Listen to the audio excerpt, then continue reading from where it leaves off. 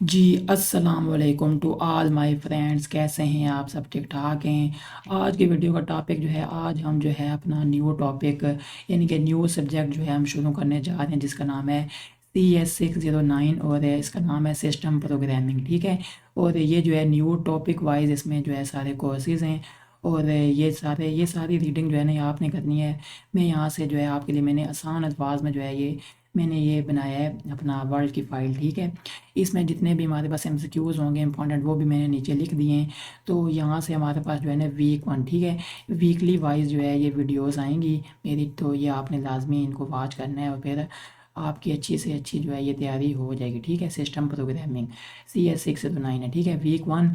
अब हम सबसे पहले ये टॉपिक वाइज है, तो इसमें फर्स्ट 12 टॉपिक जो है ना वीक 1 में कवर हो रहे हैं। ठीक है, तो चलिए शुरू कर लेते हैं। टॉपिक 1 हमारे पास क्या है?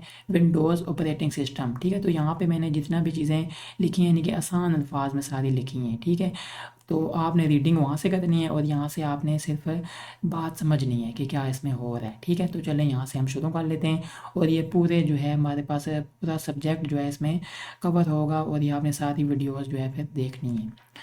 ठीक है, टॉपिक 1 है विंडोज़ ऑपरेटिंग सिस्टम। यानी कि सॉफ्टवेयर दो किस्म का होता है, यानी कि दो किस्में होती हैं सॉफ्टवेयर की। ठीक है, एक हो गया हमारे पास सिस्टम सॉफ्टवेयर और एक हो गया हमारे पास एप्लीकेशन सॉफ्टवेयर। ठीक है, ये तो आपको पता है, एक सिस्टम सॉफ्टवेयर होता है और एक एप्लीकेशन सॉफ्टवेयर। जो सिस्टम के रिसोर्सेज जैसे मेमोरी, सीपीयू को मैनेज करता है वो क्या होता है? System software. एप्लीकेशन सॉफ्टवेयर क्या है? जो यूज़र के काम के लिए होता है, जैसे MS वर्ड, फोटोशॉप, यानी जो यूज़र जिसमें काम कर रहा था, जैसे MS वर्ड है, तो ये क्या चीज़ है? एप्लीकेशन सॉफ्टवेयर है। ठीक है, तो यहाँ से आपको बात समझ आ गई होगी। सॉफ्टवेयर में दो चीज़ें, एक सिस्टम सॉफ्टवेयर है और एक एप्लीकेशन सॉफ्टवेयर है, और उसके आगे ये चीज़ें। नेक्स्ट है ऑपरेटिंग सिस्टम, यानी कि OS एक सिस्टम सॉफ्टवेयर है जो सिस्टम के रिसोर्सेज को मैनेज करता है और सब प्रोसेस के बीच टाइम और रिसोर्सेज डिवाइड करता है। ठीक है, ऑपरेटिंग सिस्टम ये ऐसा चीज़ है। ठीक है, नेक्स्ट है विंडोज़ एक पॉपुलर ऑपरेटिंग सिस्टम है जो माइक्रोसॉफ्ट ने बनाया है। ये PCs, लैपटॉप, सर्वर्स और मोबाइल तक सब पर चलता है। ठीक है, ये विंडोज़। जी, नेक्स्ट हमारे पास है इसके जो है फीचर्स यानी क्या होते हैं। एक है memory management, file system, process management, resource naming, multitasking, communication, security. अब यहाँ पे मेमोरी मैनेजमेंट क्या कहता है? रैम और हार्ड डिस्क दोनों को हैंडल करता है, डाटा मूव करता है ताकि बड़ा प्रोग्राम छोटी मेमोरी में भी चल सके। तो वो होती है मेमोरी मैनेजमेंट, मेमोरी को मैनेज करना। ठीक है, फाइल सिस्टम यानी कि फाइल्स और फोल्डर्स को अरेंज करता है, यानी तकरीबन अप टू 255 करेक्टर नेम्स, यानी कि ये बहुत इंपॉर्टेंट चीज़ है। 255 ये आपने याद रखना है लाजमी। ठीक है, ये MCQs में और बहुत सारी चीज़ों में आ सकता है। प्रोसेसर मैनेजमेंट क्या होता है? मल्टी कोर और मल्टी प्रोसेसर सिस्टम्स को सपोर्ट करता है। नेक्स्ट है रिसोर्स नेमिंग, यानी कि हर रिसोर्स प्रोसेस डिवाइस का यूनिक नेम होता है, वो होता है रिसोर्स नेमिंग उसे कहते हैं। मल्टीटास्किंग क्या होता है? एक टाइम में कई टास्क चला सकता है, उसे कहते हैं मल्टीटास्किंग। नेक्स्ट है कम्युनिकेशन, यानी कि प्रोसेसेस के बीच डाटा शेयर कर सकता है, लोकल और नेटवर्क दोनों पे, तो होती है कम्युनिकेशन। नेक्स्ट आ जाती है सिक्योरिटी, यानी कि हर यूज़र के डाटा को प्रोटेक्ट करता है, तो वो होती है सिक्योरिटी। ठीक है, नेक्स्ट आगे हम चलते हैं टॉपिक 2 पे।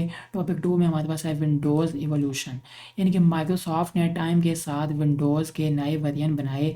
हर वेरिएंट में नई APIs और फीचर्स ऐड हुए। इंपॉर्टेंट पॉइंट इसमें क्या है? डोज, यानी कि पहला OS था कमांड लाइन टेक्स्ट बेस्ड होता था। ठीक है, विंडोज़ 3.1 आया तो उसमें क्या था? पहला GUI वेरिएंट ग्राफिकल, यानी कि इसमें था 3.1 वाले में GUI। नेक्स्ट है विंडोज़ 95 और 98, यानी कि 32 बिट सिस्टम था। विंडोज़ NT जो है NTFS फाइल सिस्टम और ज़्यादा सिक्योरिटी। ठीक है, नेक्स्ट है फिर आगे आ गई विंडोज़ XP, विस्टा 7, 8, 10। तो इसमें क्या थी? मल्टी कोर लगी हुई थी, 64 बिट और बेटर अच्छी परफॉर्मेंस थी। ठीक है, आगे आ गई विंडोज़ सर्वर 2008, इंटरप्राइजेज और सर्वर्स के लिए ये थी। ठीक है, तो MCQs में आ सकता है मल्टी कोर किसके लिए थी? विंडोज़ XP, विस्टा 7, 8, तो ये आपने उस वाले से याद रखना है। टॉपिक 3 पे चलते हैं अब हम। Windows market role. ठीक है, मार्केट पे यानी कि मार्केट का क्या रोल है विंडोज़ में? 80% से ज़्यादा डेस्कटॉप कंप्यूटर्स विंडोज़ यूज़ करता है। ठीक है, यानी 80% से ज़्यादा जो है डेस्कटॉप कंप्यूटर विंडो यूज़ करता है। विंडोज़ इंटेल प्रोसेसर के लिए बेस्ट है। ठीक है, रिच GUI होने की वजह से ईजी और कस्टमाइजेबल है। डेवलपर्स विंडोज़ के लिए ज़्यादा एप्लीकेशंस बनाते हैं क्योंकि इसका मार्केट बड़ा है। ठीक है, यानी डेवलपर्स विंडोज़ के लिए ज़्यादा एप्लीकेशन बनाते हैं क्योंकि इसका मार्केट बड़ा है। आगे हम चलते हैं टॉपिक 4 पे, Windows standards and open systems. Open source software क्या है, फ्री और एडिटेबल होता है जैसे लिनक्स। विंडोज़ प्रोप्राइटरी सॉफ्टवेयर है यानी कि माइक्रोसॉफ्ट का कॉपीराइट। लाइसेंस के बगैर यूज़ करना इलीगल है। विंडोज़ एक क्लोज सिस्टम है, सिर्फ माइक्रोसॉफ्ट ही अपडेट्स और एपीआईज प्रोवाइड करता है। विंडोज़ सी++ लाइब्रेरी सॉकेट्स टीसीपी आईपी और remote procedure calls RPC support करता है। ठीक है, नेक्स्ट आगे हम चलते हैं विंडोज़ प्रिंसिपल यानी कि टॉपिक 5 पे। हर system resource process thread file etc एक ऑब्जेक्ट होता है। इन ऑब्जेक्ट्स को हैंडल के ज़रिए एक्सेस किया जाता है। डायरेक्ट एक्सेस अलाउड नहीं है इसमें। ठीक है, Windows API function in objects पे काम करते हैं। स्पेशल डाटा टाइप यानी कि इसमें स्पेशल डाटा टाइप है बूल यानी कि बूलियन हैंडल, उसके बाद L P S S T R D world. ठीक है, variable names Hungarian notation follow करते हैं यानी कि I P S led file name. Header file क्या है, विंडोज़ डॉट एच। ठीक है, आगे टॉपिक 6 आ जाता है 32 बिट और 64 बिट पोर्टेबिलिटी। अब विंडोज़ हर एपीआई की दो वेरिएंट रखता है, एक 32 बिट और एक 64 बिट। 32 बिट कोड जो है 64 बिट मशीन पर चल सकता है लेकिन लिमिटेड फीचर्स यूज़ करेगा। 64 बिट कोड 32 बिट पर रन नहीं होता, उसके लिए रिकम्पाइलेशन चाहिए। ठीक है, यानी कि 64 बिट कोड जो है 32 बिट पे रन नहीं होगा, उसके लिए रिकम्पाइलेशन चाहिए। ठीक है, नेक्स्ट क्या है व्हेन टू यूज़, कब हम जो है इस्तेमाल करते हैं स्टैंडर्ड सी लाइब्रेरी, यानी लाइब्रेरीज हम कब इस्तेमाल करते हैं। C functions F open, F read, F write file operations के लिए यूज़ हो सकता है। अगर प्रोग्राम क्रॉस प्लेटफॉर्म बनाना हो तो सी स्टैंडर्ड लाइब्रेरी यूज़ करनी चाहिए। ठीक है, क्रॉस प्लेटफॉर्म बनाना हो तो। अगर सिर्फ विंडोज़ के लिए बनाना हो और एडवांस्ड फीचर चाहिए जैसे locking a synchronous input output तो विंडोज़ एपीआईज यूज़ करनी चाहिए। ठीक है, नेक्स्ट आगे हम चलते हैं अपने टॉपिक 8 से 10 पे, यानी कि file copy programs. C standard version यानी क्या होता है, F open, F read, F write use करता है C standard version. Windows API version यानी कि create file, read file, write file use करता है।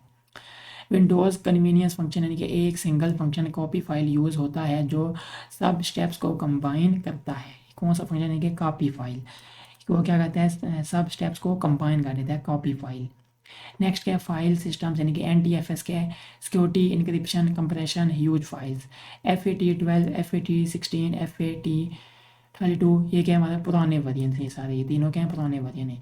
सी डी एफ एस यानी सी डीज़ के लिए, यू डी एफ और L F S modern storage systems के लिए। ठीक है, नेक्स्ट आगे आ जाते हैं हमारे टॉपिक 12 यानी कि फाइल नेमिंग रूल्स, यानी कुछ रूल्स हैं इसमें वो बताए गए। ठीक है, ड्राइव लेटर्स यानी कि सारे बड़े letter A B C D इस तरह, और आगे दो हमारे पास स्लैश लगी हुई है तो रिमोट रिसोर्स शो करता है, रिमोट रिसोर्स। ठीक है, एक है हमारे पास स्लैश इस साइड पे और एक है मतलब उल्टी स्लैश हुई हुई है एक, तो ये क्या है पाथ सेपरेटर है।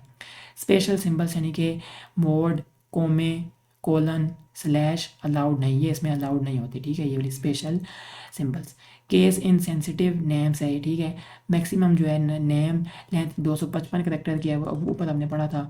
फुल पाथ जो है कितना होता है 260 करेक्टर की फुल पाथ। ठीक है, आगे equal to current directory equal to parent directory, तो यानी कि जो करंट डायरेक्टरी होगी तो वही क्या है हमारे पास पेरेंट डायरेक्टरी यानी उसके इक्वल बराबर है। ठीक है, अब यहाँ पे हमारे पास जो है आगे इंपॉर्टेंट एमसीक्यूज आ जाते हैं और हमारे पास क्या है साथ उसके आंसर भी लिखे हुए। ठीक है, आगे देखें फर्स्ट हमारे पास सवाल है Windows operating system is an example of which type of software, किस किस सॉफ्टवेयर की हमारे यानी विंडोज़ ऑपरेटिंग सिस्टम जो है किस टाइप ऑफ सॉफ्टवेयर की एग्जांपल है, तो सिस्टम सॉफ्टवेयर की एग्जांपल है। ठीक है, which feature of Windows manages the main and secondary memory, तो कौन जो है वो मैनेज करता है, मेमोरी मैनेजमेंट क्या कहता है मैनेज करता है। ठीक है, which file system support encryption and large file sizes, तो N T F S, N T F S large बड़ी फाइल्स को क्या करता है इनक्रिप्ट करता है सपोर्ट करता है।